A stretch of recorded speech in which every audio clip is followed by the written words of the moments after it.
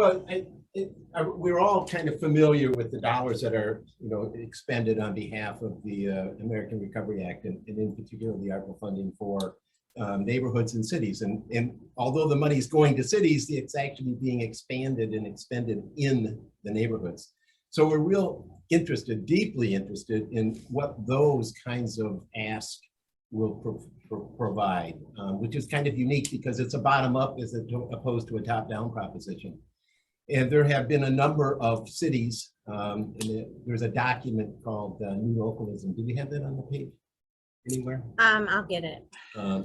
That defines the approaches that different cities are taking, everything from Detroit to various other cities across the country, from a top-down situation to a bottom-up situation in Cleveland and in Baltimore, and a couple of others have been really a deep dive into the community. And we're really excited about the deep dive into the community because, in our opinion, the experts about what dollars should be driven in what fashion is the experts, are the community members. And we all need to learn from them what those kinds of targets and opportunities might be. Everyone has imagined the various ways in which ARPA funding can be utilized, and yet I would say not many people have thought about the collaborative opportunities that represents between philanthropic organizations, the state, the local, the county, in terms of leverage. And so we're very interested in those kinds of opportunities in order for one to be successful at that, in my opinion, because I've been doing grants for 25 or 30 years. To be successful at a grant, when you're talking the kinds of dollars that are being exchanged here, you have to have some bona fides in community as agents of change. And so we're looking to see if we can't monitor that in some fashion and create some synergy in terms of funding opportunities. Anybody have any experience with those? Tina, I know you've been involved in granting. Yeah, I mean, I think the ARPA funds are kind of tricky to track down, though. I mean, I know that Ryan did a little webinar on the Placemaking US website and Facebook page about it, but it seems to vary so much from city to city. Like I've not been able yet to uncover what's going on with the money in my area. And it seems to be that they're taking more of a top-down approach from the state. And I haven't seen it funnel down locally and know the processes for giving feedback about how it's spent locally yet. Right. So, I mean, that was one thing I was going to ask you is like, how I'm not really clear on how to uncover that decision-making process that's happening locally. Our tradition here is just it's over, it's done, it's spent, and no one even knew there was any discussion about it.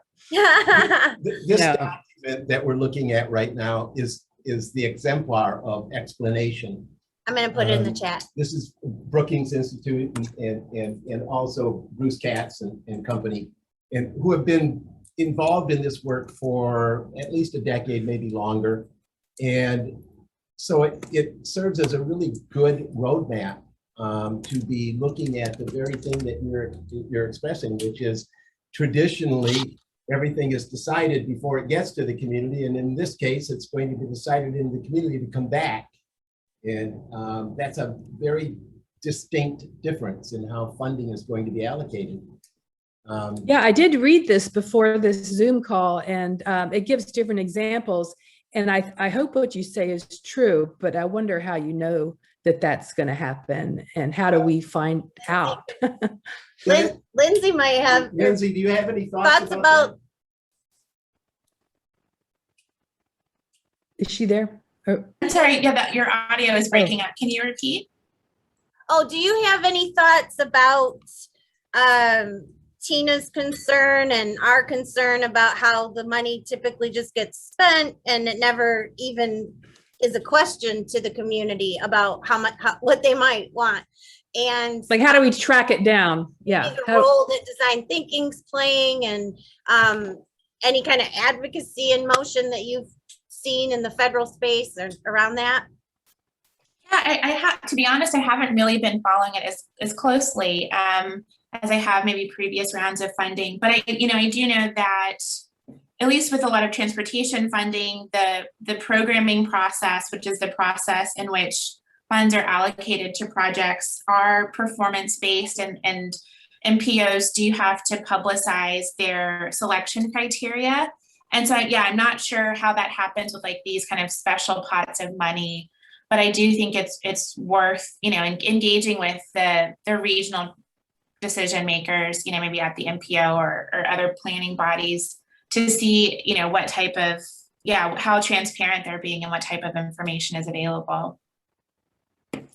Well, let's just for openers talk about infrastructure, which is going to be a big piece of this. And the infrastructure that we're talking about is the neighborhood infrastructure. The city infrastructure has been addressed over time, but the neighborhood infrastructure for broadband and so forth remains an enigma.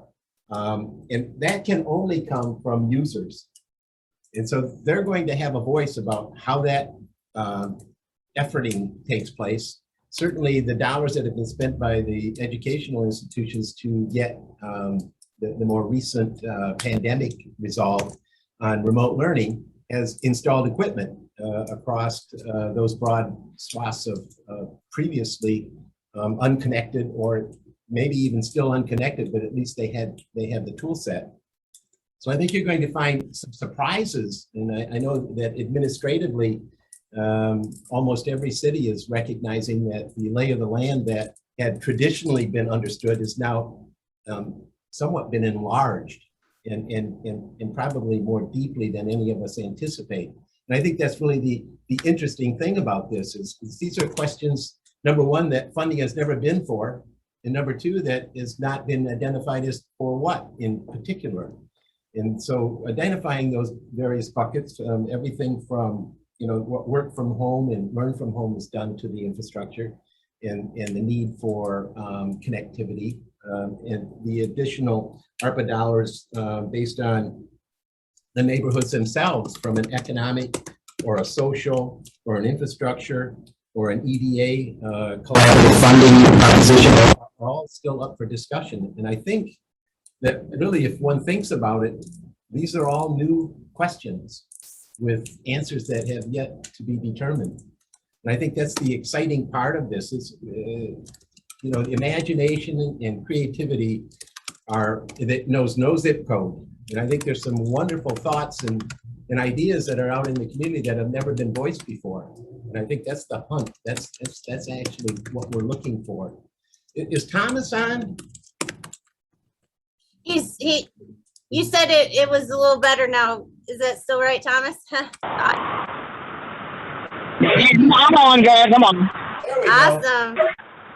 Any Yeah, thoughts? Any thoughts? yeah, I think.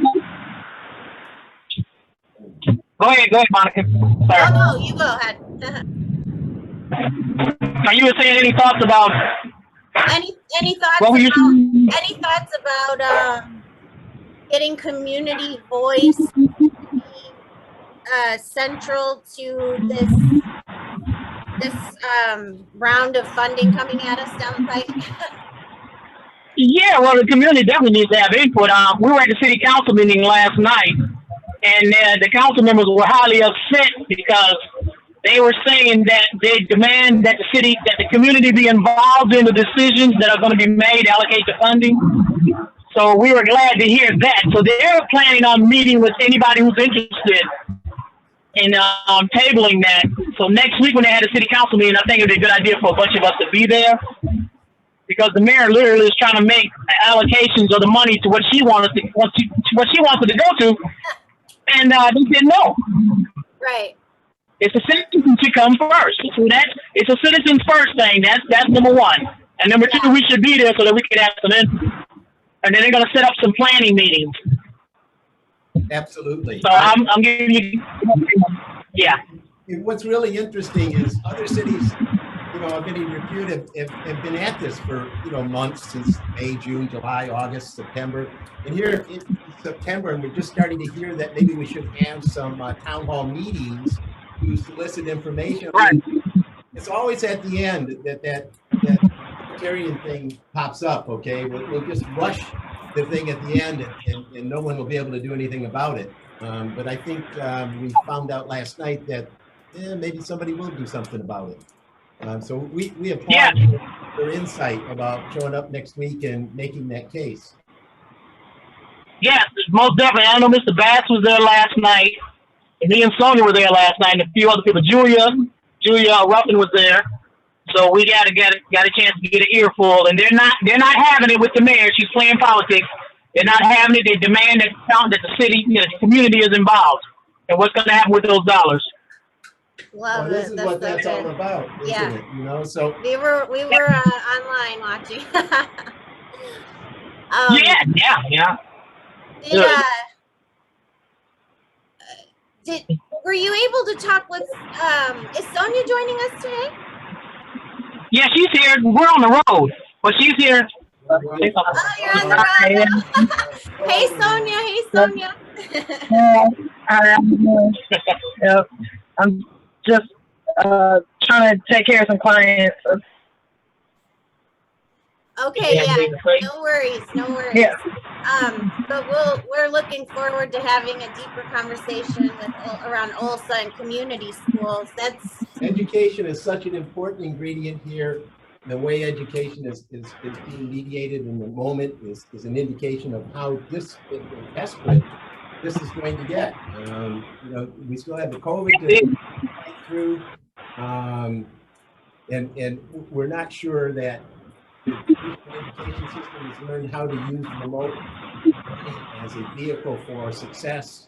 We've been told that they were tracking technology for the last 20 years, and yet when they were asked to perform, it failed miserably. So we're looking at how that mediation for young people in a remote sense and learning from home may be improved. And it's probably the instructional model. The instructional model that is currently utilized is attempting to fit a classroom experience and a remote learning experience, and it doesn't work.